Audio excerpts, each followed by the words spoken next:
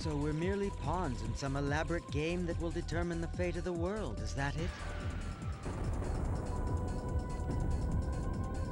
Then which player is going to be fortunate enough to checkmate fate, I wonder?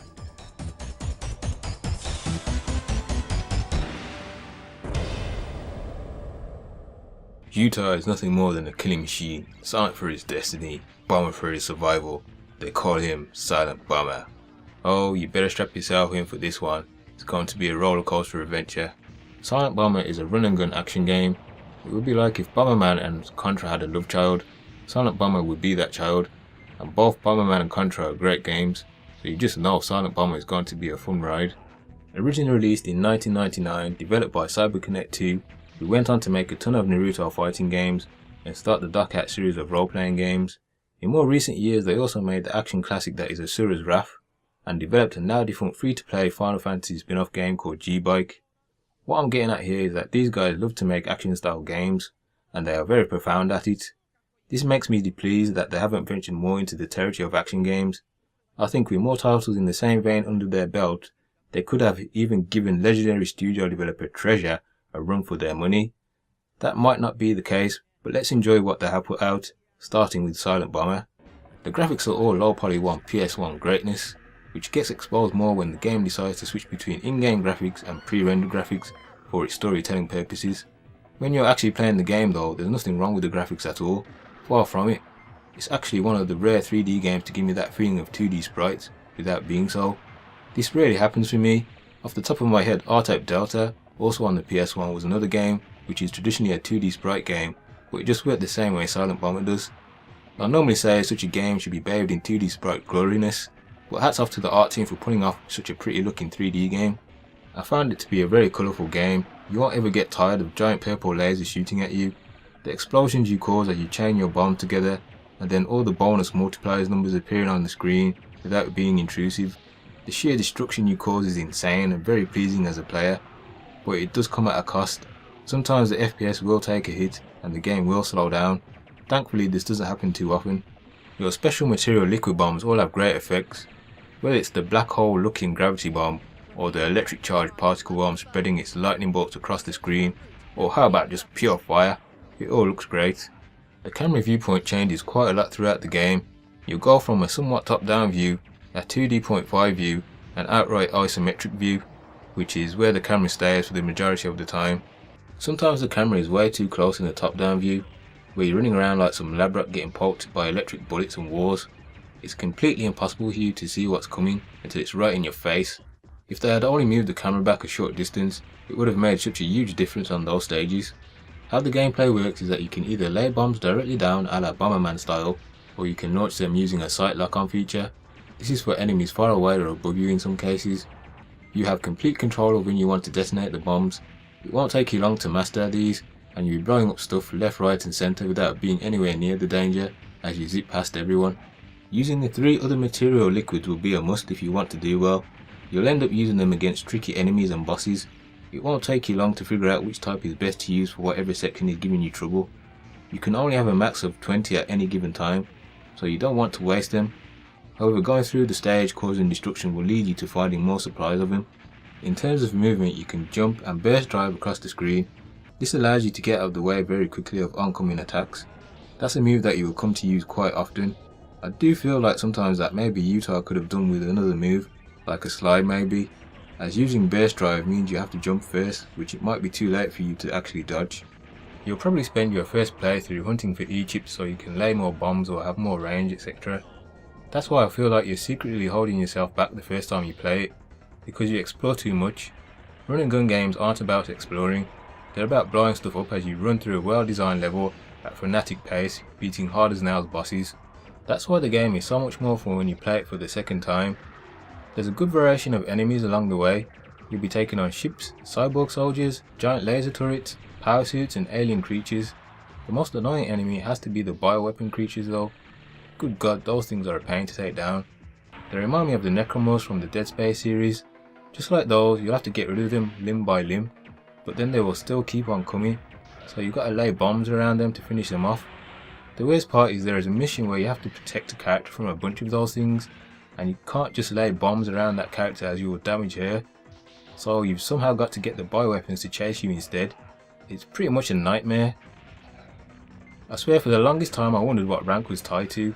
I was always getting D ranks no matter how quickly I ended the stage or how much I destroyed. 0 deaths, a full life bar left at the end of levels didn't matter either.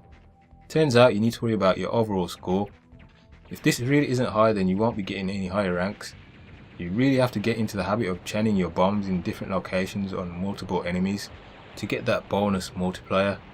The game story is very vague if you just go off what you play.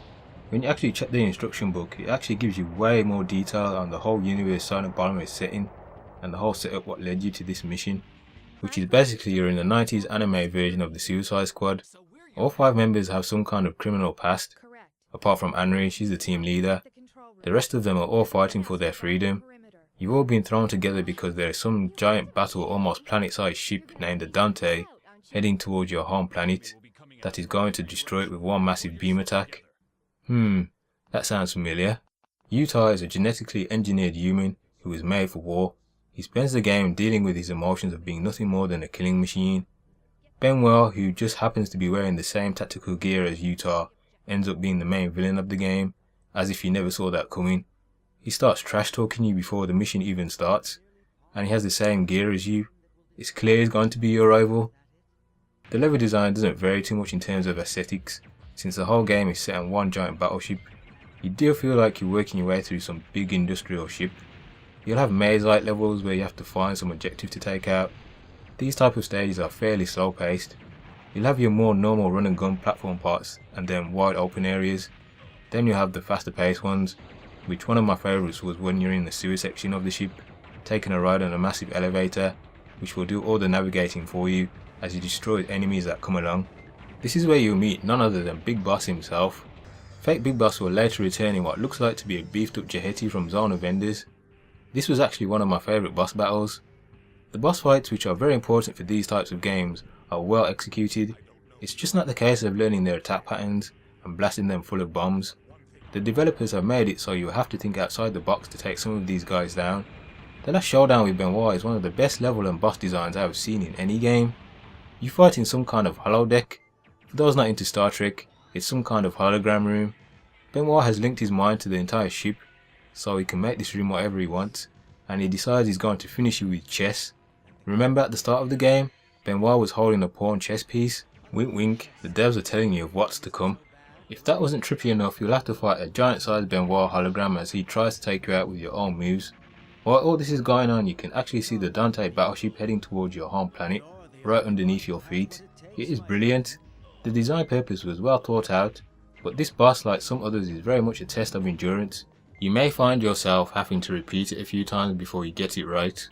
As for the music, it sounds like some 90s anime sci-fi, probably because the entire game feels that way to me. I'm surprised there wasn't some kind of anime OVA made to go with the release of this. The music doesn't blow me away or anything, but it is good enough to get you pumping as you work your way through the various stages. The sound effects are good enough that you will hear lasers heading your way, or any enemies that try to attack, with some kind of audio cue to alert you of danger. All the havoc you cause by detonating your bombs is well replicated within the sound department too. The game actually has a versus mode. Remember back in the day, PS1 and PS2 days, where it seemed like every game had a versus mode tacked on? Well, Silent Bomber is one of those. It's actually pretty fun, and you get to play some of the other characters and enemies you fought in the game. I own both the PAL and Japanese versions of the game. Why do I own 2 copies? Well, it's not just because the game is awesome, but because the PAL version has some bugs, which one I remember the game simply not loading past a certain point near the end of mission 11. It's hit or miss when it works, so just be aware of that if you're a European. The US version is fine. As for the box version of the game, they're really well designed, with great illustrations and detailed information about the lore of the game. The game is currently cheap to buy. I say currently because a lot can change in the space of a year when it comes to retro games, so I'd say pick this up while it's still dirt cheap. When you beat the game, you unlock Advanced Mode, which the title screen reminds me of Resident Evil Mercenaries. Anyway, in this mode you can pick whatever stages you want to play and go back and find data in each chips you missed, and just get better ranks to unlock more characters for the versus mode. You'll be playing this game again and again, because that's how these games work. They're fun little short blasts that you can have fun on repeatedly. You want to get higher ranks and better scores. It really is just a fun game. A fitting end for one who lives on the field of battle. I regret nothing.